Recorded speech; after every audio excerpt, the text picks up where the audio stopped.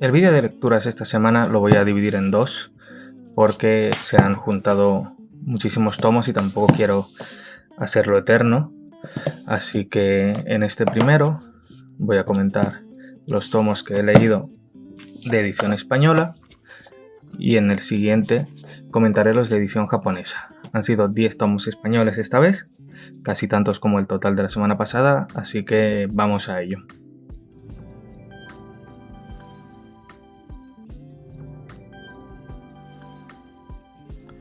El sexto tomo de Aoashi. Esta portada sí me parece guapísima, aunque resultó ser también una página a color. Es un tomo que me sigue teniendo enganchadísimo. En este tomo Aoi evoluciona mucho. En el último lo dejamos entendiendo el tema del triángulo, el tema de que tiene que jugar en equipo y demás. En este explota eso para ganar su primer partido, dándole ese empujón de confianza que necesitaba para poder continuar. Se reconcilia con Hana más o menos y bueno, aquí empieza a destacar, empiezan a ver cómo es, cuál es su, vamos a decir, superpoder de su ojo de halcón para poder controlar bien todo el campo. Hay quien ya se empieza a dar cuenta de que puede hacerlo. En general me ha parecido un tomo bastante intenso. Como siempre, los Spokons tienen muchísimo texto al final, aunque la gente no lo crea. Y lo más impresionante ha sido ese final. No lo vi venir para nada y ahora tengo mucha curiosidad de a dónde va a ir la obra, a dónde va a ir el protagonista y si realmente van a tomar ese camino. No me lo esperaba para nada. Me tiene enganchadísimo, por suerte tengo más tomos para leer ya, así que próximamente más. Pero de momento esto es el mejor Spokon que estoy leyendo en muchos años.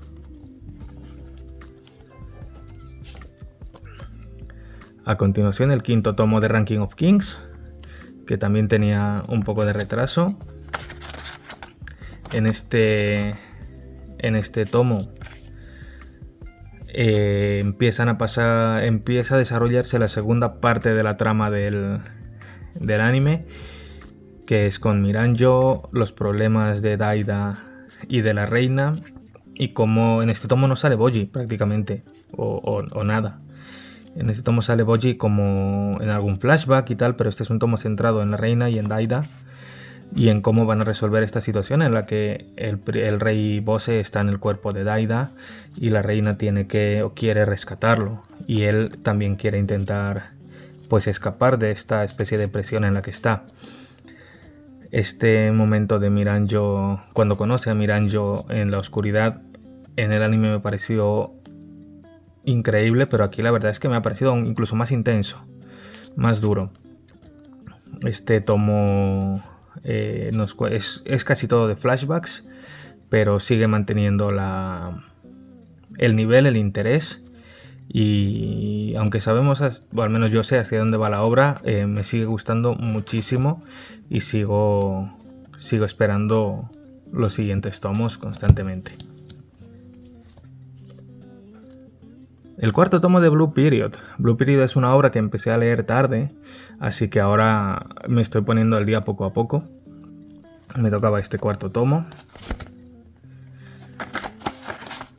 que básicamente es la primera parte del examen de acceso a la Geidai y las preocupaciones de nuestro protagonista.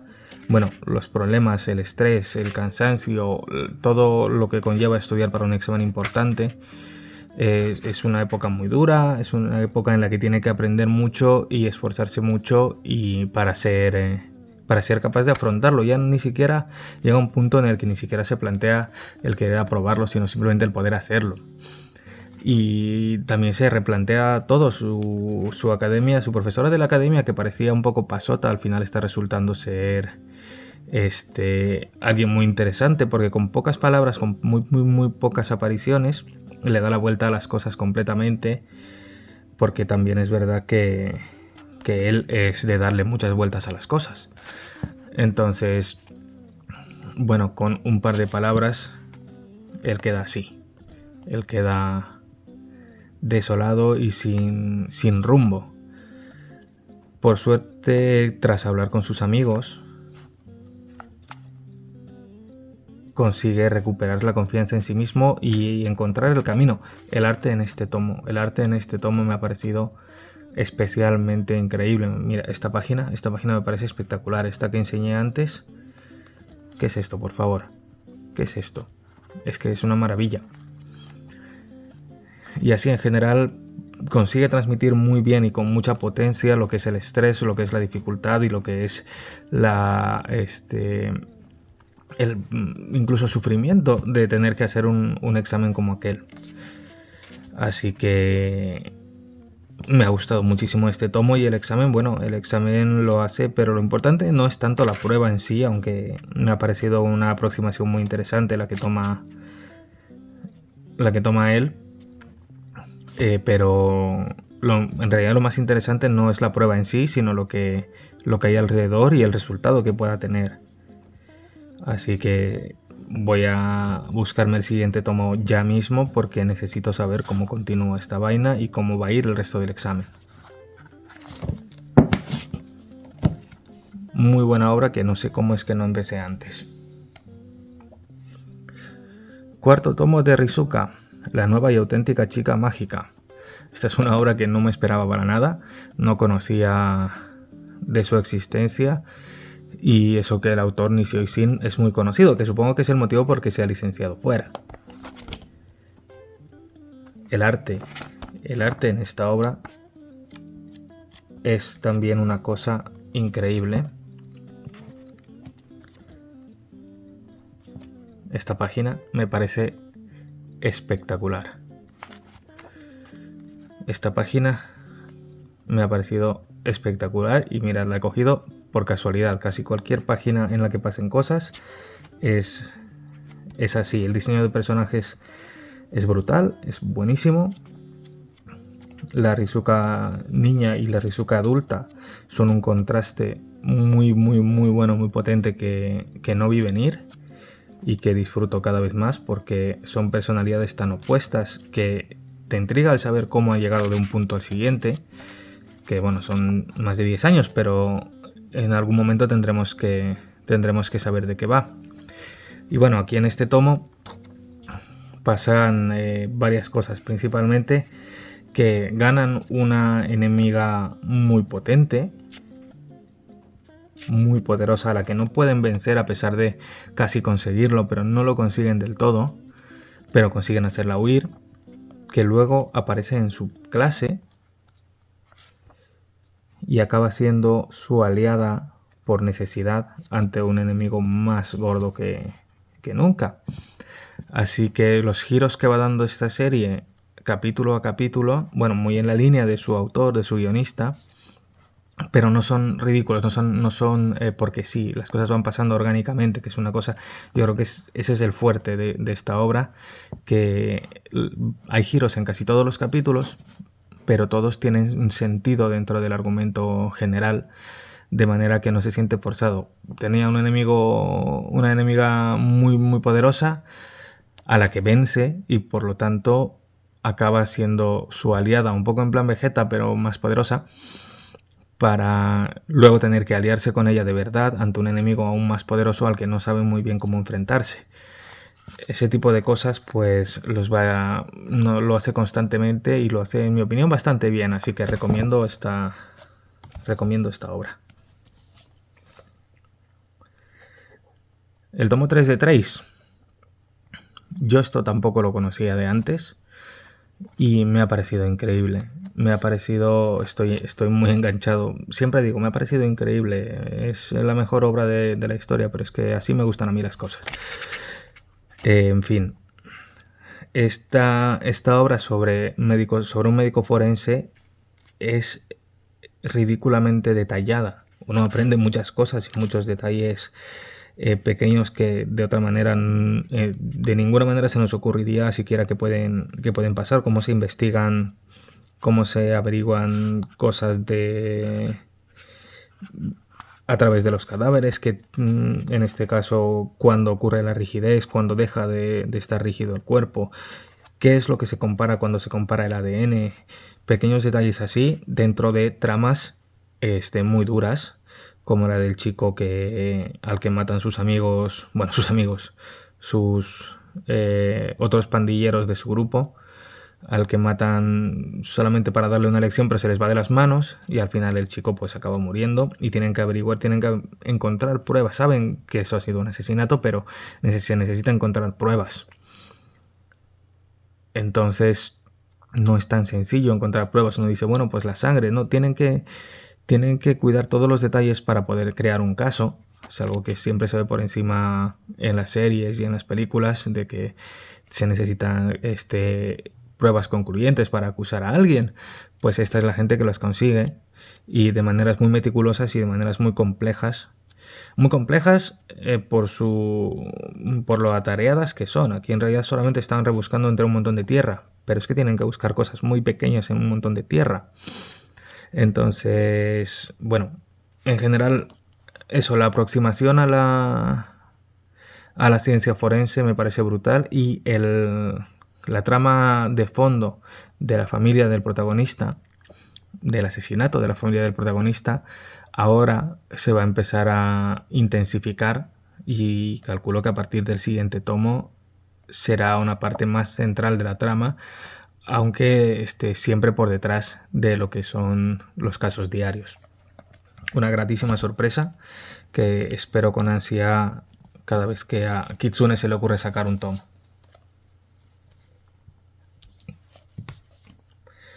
El segundo tomo de The Climber. Otro espocón que continúa sus andanzas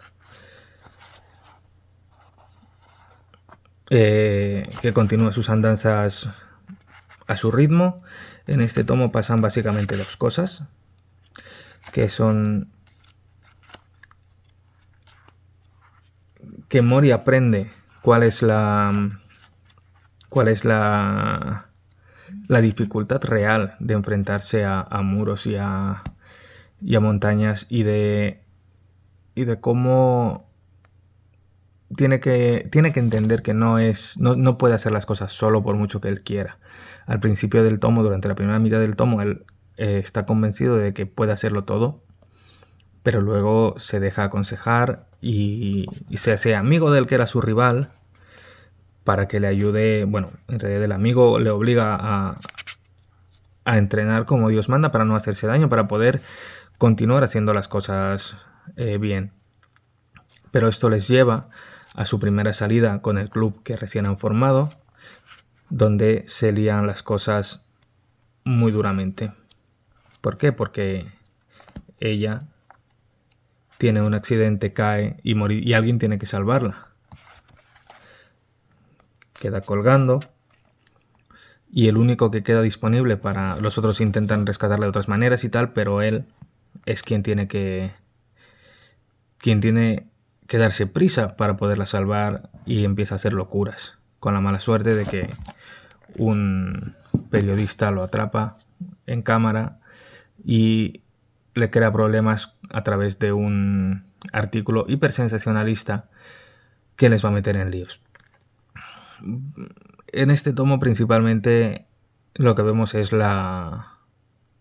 el conflicto que tiene Mori entre hacer las cosas en solitario como él quiere, porque siempre que hace cosas con otros ocurren catástrofes, pero el hecho de hacer cosas con otros hacen que las cosas vayan mejor hasta que ocurren esas catástrofes. Ese va a ser el conflicto principal del resto de la obra, en mi opinión, el conflicto entre su interior y su relación con los demás.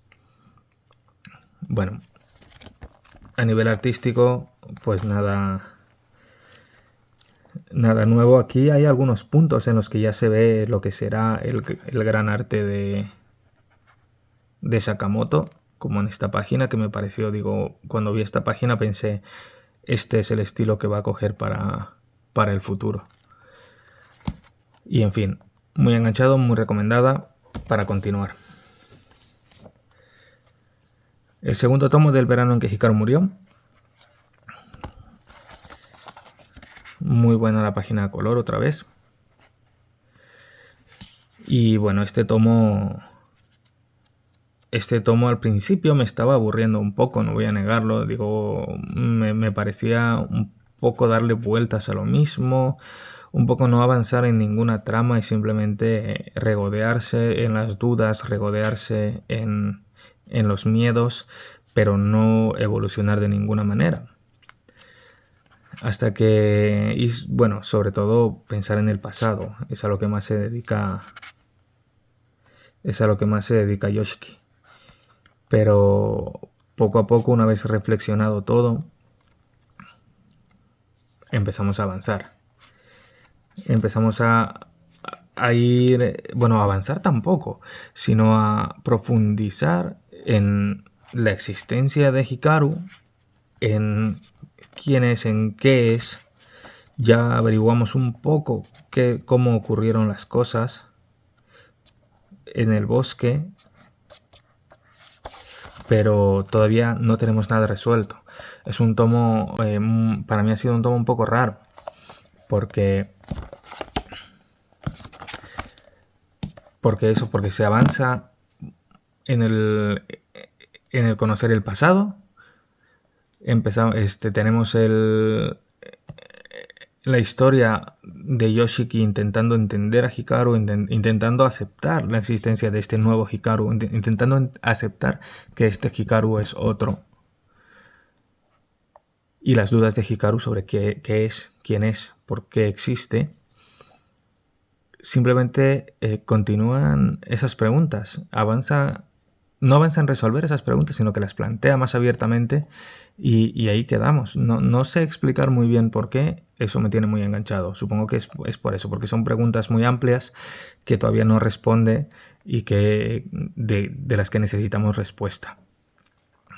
Me tiene enganchado, necesito más. La luna en una noche de lluvia.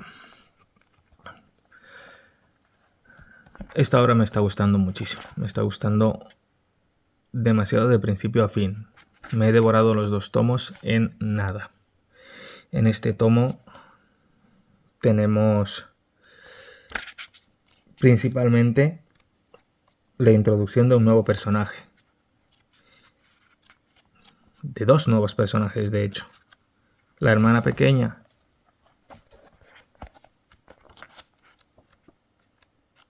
y el profesor. El profesor porque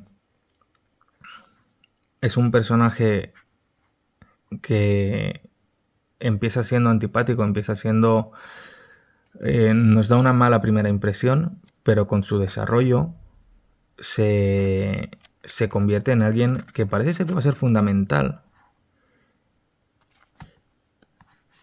Porque parece que va a ser fundamental porque si bien no tiene el mismo problema que ella,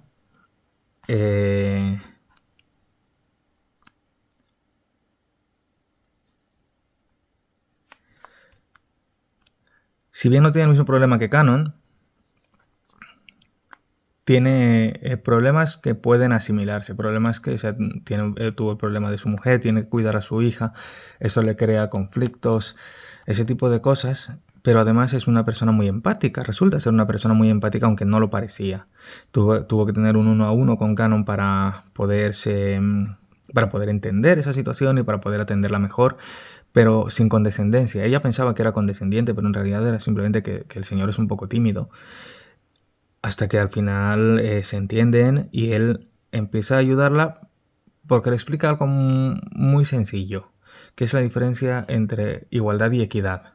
Dice, igualdad es darle las mismas oportunidades a todos o las mismas ventajas a todos, pero equidad es darle a cada uno lo que necesita para estar en igualdad de condiciones con el resto. Esa es una diferencia fundamental de la que se habla muy poco y que me ha parecido fantástico que introduzcan aquí porque es echar por tierra una confusión muy habitual, que es esa, que es que la igualdad es que todos tengan lo mismo, pero no, en realidad la igualdad es conseguir equidad, es conseguir que cada uno pueda dar a cada uno lo que necesita para poder estar en la misma posición. Eso es lo importante y eso es lo que este profesor intenta. Y además conocemos a Rine. la hermana pequeña. La hermana pequeña, que al principio parecía muy simpática, resulta que no. Resulta que no es nada simpática con Saki, porque desconfía de ella con razón. Es un personaje que ha sufrido mucho por su hermana, le ha ayudado y ha visto cómo le han hecho sufrir. Así que es un personaje que se nota, en quien se nota una inmadurez lógica que le hace simplificar las cosas mucho más de lo que deberían, y claro, le hace pelearse con su hermana porque la lía. Porque la lía, se enfada con Saki, huye de casa, un montón de cositas que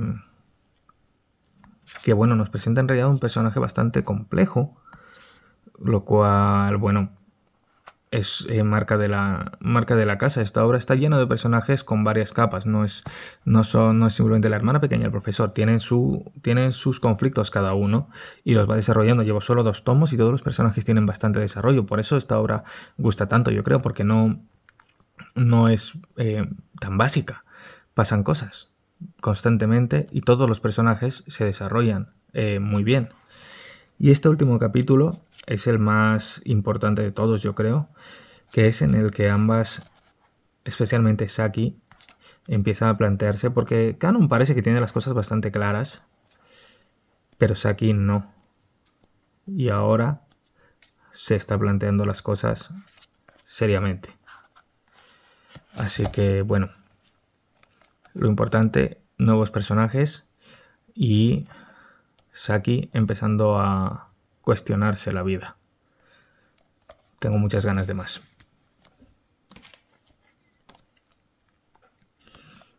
Ocean End-Roll, primer tomo. Esta estuve a punto de empezarla en japonés, pero como las ediciones de Milky Way me gustan muchísimo, dije, pues voy a esperarme un poco, que tampoco va a tardar demasiado, y efectivamente no tardó demasiado, aquí la tenemos.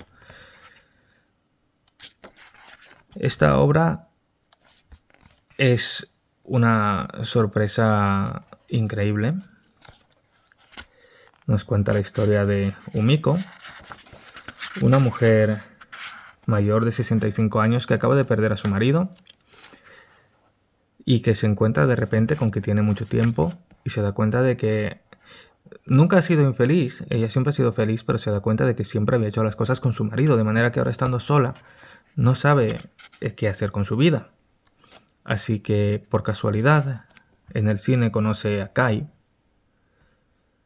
cuyo nombre también se escribe como mar, como el de ella. Es una coincidencia muy interesante, porque Umi significa mar y Kai se escribe con el carácter de Kai. Era el destino que estas dos personas se conocieran, y él le anima. Él se fija en cómo ella disfrutaba de una película en el cine, pero de una manera diferente a los demás. Ella en el cine no estaba viendo la película, estaba viendo a la gente ver la película, estaba viendo cómo la gente reacciona a la película. Así que le dice, ¿por qué no haces una película? Tú en realidad lo que te gusta no es ver las películas, es ver cómo la gente ve películas. Te gusta la reacción de las personas. ¿No crees que deberías hacerlo? Y esto la vuelve loca. Inunda su mundo con una idea completamente alocada que nunca se había planteado. Así que ahora pues está hecha un lío, porque no sabe qué hacer, pero tiene eso rondándole.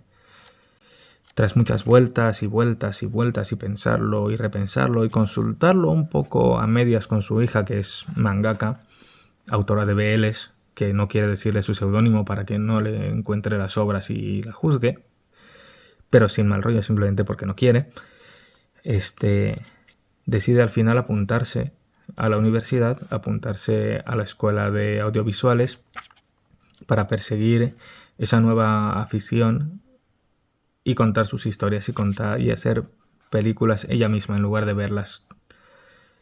Y por supuesto se encuentra con Kai.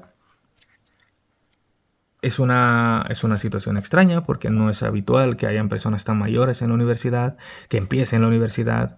Es una situación nueva para ella, nueva para sus compañeros, nueva para la universidad propia. pero es fantástico ver una obra en la que se aborda esta etapa de la vida con un personaje muy entrañable y muy un personaje que muy carismático, en contraposición con un personaje que es todo lo contrario, que es Kai, que es un personaje taciturno, es un personaje triste y con muchos conflictos internos, con muchos problemas aparentemente, que poco a poco vamos a ir conociendo, hasta que al final se destapa todo y Umi decide que quiere hacer una película sobre él. Descubre que tiene una historia muy interesante y que tiene que ser contada y que tiene que ser ella la que la cuente. Así que es un grandísimo comienzo para una obra muy recomendable.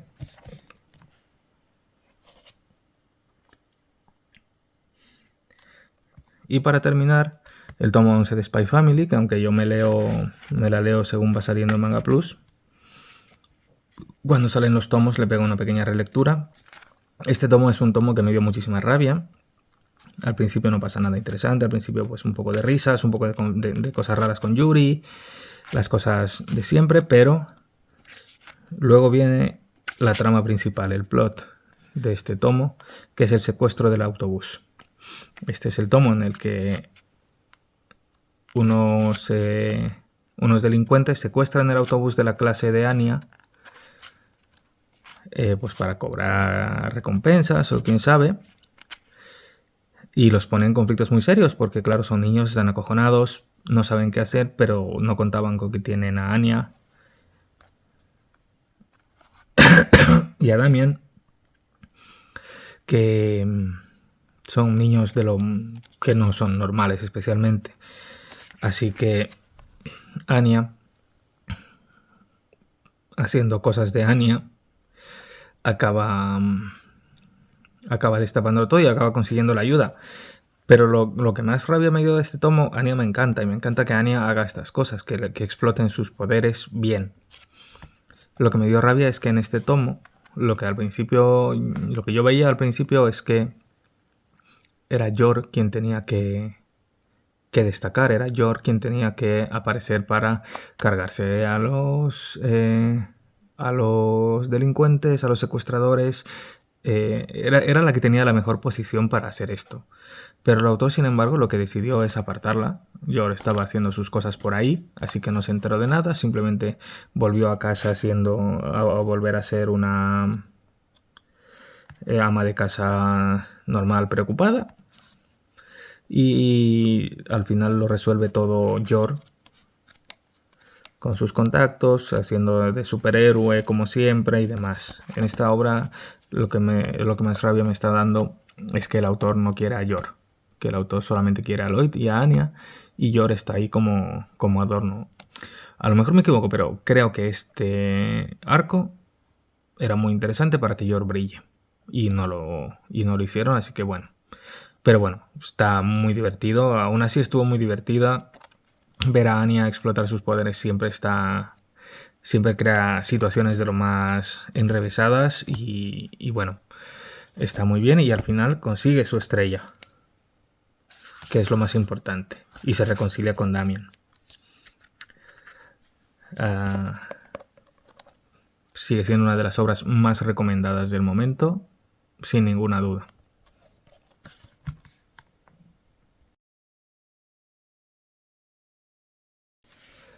Estos han sido los 10 tomos que he leído esta semana.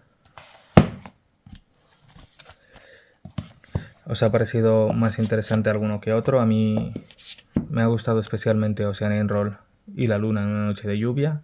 El verano en que Hikaru murió está bien, pero todavía necesito que arranque más a fondo. Trace me está resultando una sorpresa increíble. Rizuka también, es una cosa que no me esperaba para nada. Blue Period me tiene enganchadísimo. Ranking of Kings, el tema es que ya la conozco, así que no me está sorprendiendo, pero me gusta mucho la forma de narrarlo en el manga. Y Aoashi es el mejor Spokon que he leído en años. Espero que os haya resultado interesante, espero no haberos aburrido dándos tanto la chapa con tantos mangas. Dejadme en vuestros comentarios qué es lo que más os interesa, si estáis siguiendo alguna de estas obras. suscribiros y hasta la próxima.